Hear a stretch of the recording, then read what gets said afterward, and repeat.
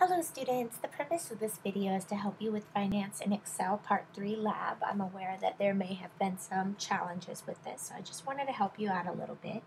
I'm looking at the page 1 of the document. It says, now we'll learn how to use an Excel function to work with installment loans. Because we earn interest with the savings plan or account, we can use the final value function. But with an installment loan, we have to pay somebody else the interest, so that requires a different Excel function, and we use the PMT function. So PMT functions used for installment loans when you are paying out interest, and you'll see that the code is, or the formula is equals PMT, and then it looks very similar to before, APR divided by n times y, and then negative your P value. There are two other parameters for the PMT function. We have FV and type.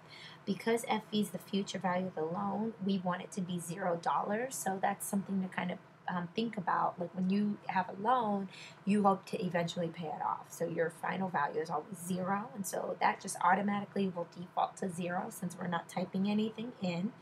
Yeah, let's look at the first example. So Ricky and Nadia buy a house and have to take out a loan for $187,500.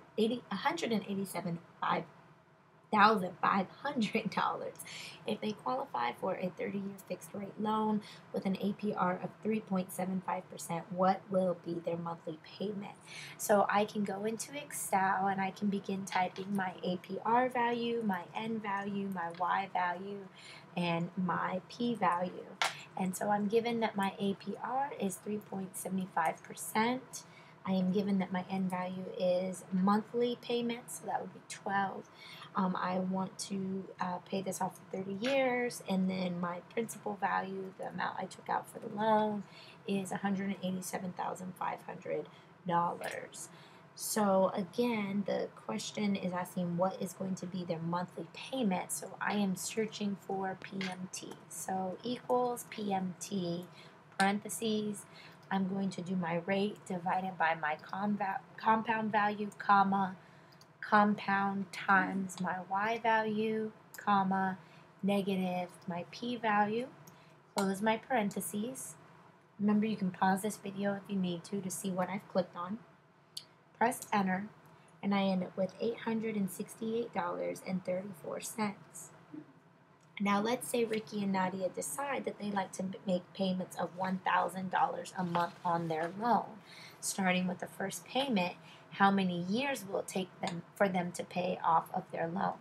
So this is going to require a goal seek because I want to make the payment $1,000. So they want to pay off more than $868 each month, and they want to see how long are they going to have to continue to pay off this loan. So you can't see it, but I'm going to the very top of my screen. I'm clicking on Tools, and then you notice I have Goal Seek right here. And I'm going to set my payment cell to $1,000. And I want to change for how long they're going to have to pay. When I press OK, it automatically generates, and I can round this value to about almost 24 years. So 23.55 to be exact. All right. And this is how you use your payment function. So I hope you found this helpful, and if you have any questions or any concerns, as always, please don't hesitate to let me know. I would like to make a quick note about number 1 that you're working on, because this does look a little different. It says Meredith is buying $225,000 house. She'll make a 15% down payment on the house and finance the rest with a 30-year fixed rate mortgage with an APR of 5.795%.